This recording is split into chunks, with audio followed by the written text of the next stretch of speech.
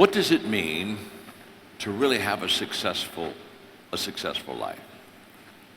Let me give you a visual to start this teaching off today, and this is it right here.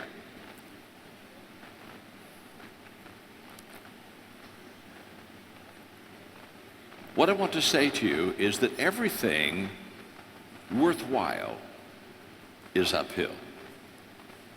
Everything. There's nothing easy about success. People talk about, well, I want to be successful in life. I have dreams. I have hopes. I have ambition. And when they come to me and they say that, I look at them and I say, okay, just remember this. Everything worthwhile is uphill. You see, all of your dreams are up here. All of your hopes, they're up here. Everything worthwhile is uphill. What does that mean? It means that if you're going to be successful, you have to be intentional. You don't accidentally climb uphill.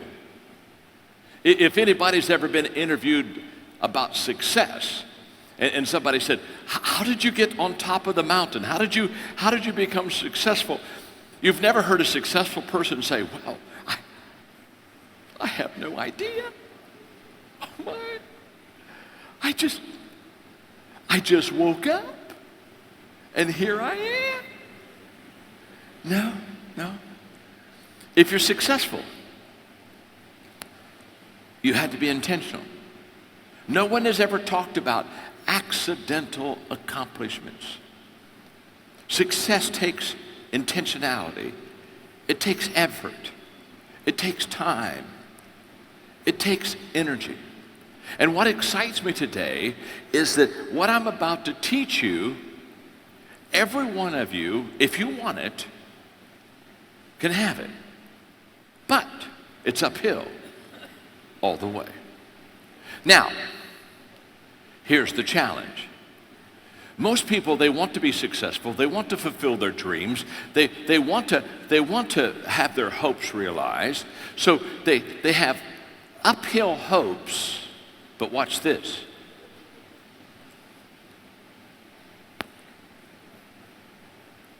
They have downhill habits. In other words, they have habits in their life that do not allow them to reach their potential, their God-given potential. How many of you would like to have a successful life? Raise your hand. Okay, oh, look around, oh my. Everybody's got their hand up. In fact, somebody's got two hands up, huh? You okay? Huh? How many of you really want to be successful, okay? These people want to be successful. These people really want to be successful, okay? Really want. And, hey, are you with me?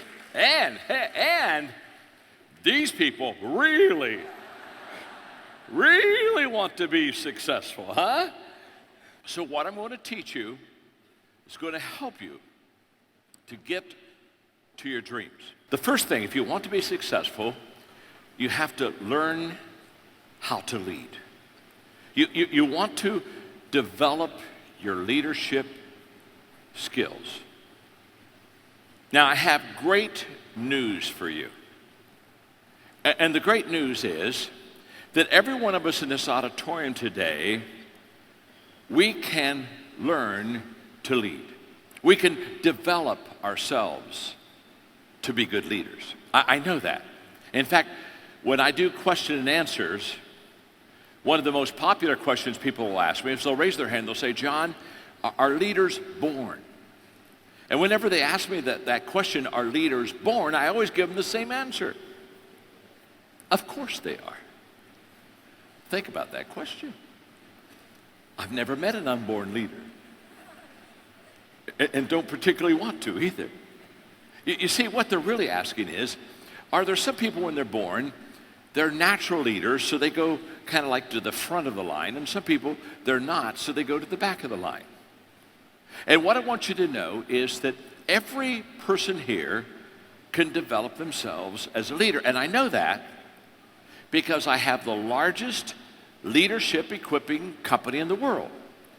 We have trained in every country of the world over 6 million leaders. So I know how to train leaders, I know how to develop leaders, and the good news is you can learn to lead. So, in fact, I would encourage you, I wrote a book called Developing the Leader Within You 2.0. And I would encourage you to pick up that book. Because in that book, I talk about the 10 things that you and I need to do to develop ourselves as a leader. There are 2 questions that I would ask you. And these 2 questions will greatly determine your success. Question number 1, what are you doing to develop yourself? What's your plan to get better, to grow, to develop yourself? And question number 2, what are you doing to develop the people around you? Now, those 2 questions are all about you and I can learn to lead. You and I can learn leadership skills. We can learn how to help people. Everything rises and falls on leadership. Now, that's a powerful statement. Everything. It rises and it falls on leadership. In other words, in business,